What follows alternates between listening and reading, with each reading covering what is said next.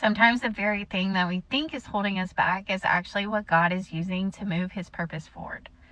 Paul wrote in Philippians 1:12-14, "The things which happened to me have actually turned out for the furtherance of the gospel."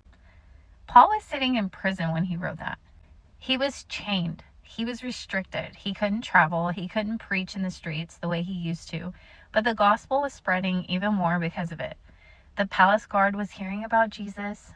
Other believers were becoming more bold. God was still working, just in a different way. This is such a reminder that our circumstances do not limit God. Sometimes the very place that feels like a prison becomes a platform that God uses to reach people. You might feel stuck in a difficult job, but the coworkers around you only hear about Jesus because you're there. You may feel limited by sickness, but your faith in suffering may actually encourage someone who's watching. You may feel like your life has slowed down because of pregnancy or loss or hardship. God may be using that season to shape your testimony.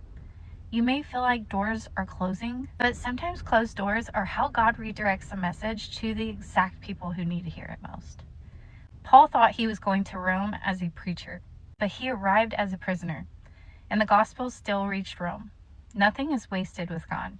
Not the waiting, not the suffering, not the detours. What looks like chains to us can still be used for the furtherance of the gospel.